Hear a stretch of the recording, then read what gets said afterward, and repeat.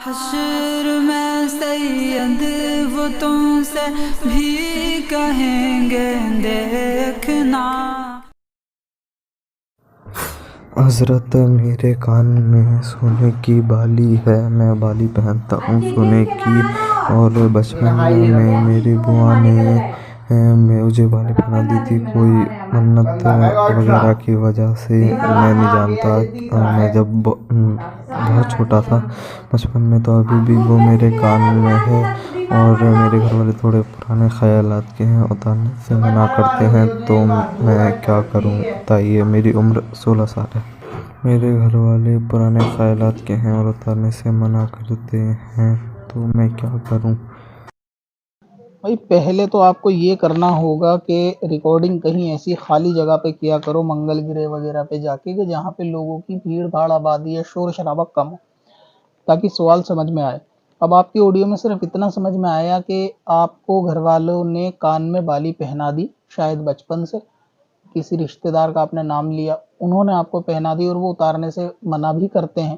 اب آپ کو یہ پہننا ہے یا نہیں پہننا، اور والدین شاید آپ والدین کا آپ نے نام لے لیا، شاید کسی اور رشتہ دار نے آپ کو پہنا ہے کہ وہ اتارنے سے منع بھی کرتے ہیں، لیکن یہ کہ علم سے دوری کی وجہ آپ اس کو سمجھ لیں، آپ کو اتاریں گے تو منت کا شاید بولتے ہیں اس کو، کہ منت کا سونے کا بالی یا بچے کے گلے میں اس طریقے کا کچھ ڈال دیتے ہیں۔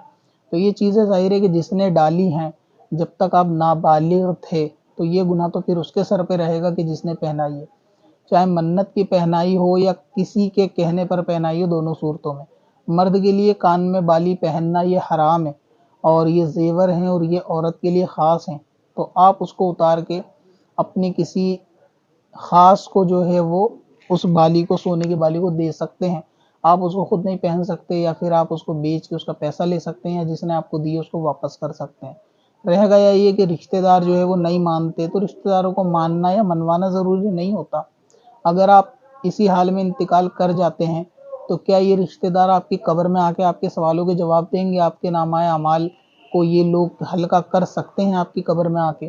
یا پھر آپ کی قبر میں آ کے ذمہ دار بن جائیں گے کہ ہم نے آپ کو بالی پہنائی تھی؟ بالکل نہیں، آپ کو یہ خود ہی بھگتنا ہوگا۔ اور جب بندہ جانتا ہے کہ یہ چیز جو ہم نے کان میں بالی پہنی ہے، اس کا عذاب ہم کو خود بھگتنا ہے، تو کیوں نہ اس کو اتار کے اس سے توبہ کی جائے اور کسی رشتہ دار کا منہ نہ دیکھا جائے۔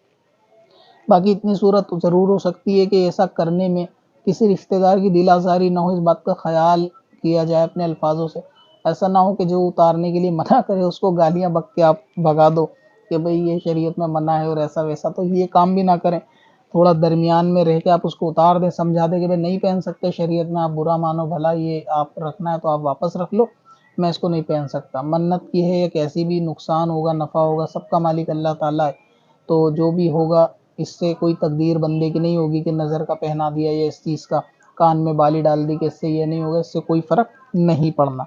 تو اس لیے آپ اس کو اتار دیں، گھر والوں کو سمجھا دیں، پہنے نہ رکھیں۔ اور بالغ ہونے کے بعد اگر آپ اپنی مرضی سے اس کو پہنے ہوئے ہیں، یہ سوچ کے کہ رشتہ دار ہیں یا والدین ہیں ناراض ہوں گے، تو بھی آپ کو اس کا گناہ ضرور ملے گا، اور ان کے جنہوں نے آپ کو پہنائی ہے ان کے گناہ میں بھی کوئی فرق نہیں آئے گا، تو یہ گناہ ان کو بھی ملے گا اور آپ کو بھی ملے گا۔ تو اس لیے کسی کی سننے کی ضرورت نہیں ہے، شریعت سب کے لیے سپریٹ ہے، ہر کسی کو اس پہ عمل کرنا لازم ہے، اس کے حرام کو سب کو حرام جاننا ہے، اس کے حلال کو سب کو حلال جاننا ہے۔ تو اس لیے آپ اس بالی کو جو ہے وہ اتار دیں۔ کان کے اندر بالی پہننا، ناک میں لونگ پہننا یا ہاتھوں میں کڑے پہننا مرد کے لیے تمام زیورات یہ حرام ہے۔ چل تجھے بھی بخشوا دوں، تیری باری آ گئی۔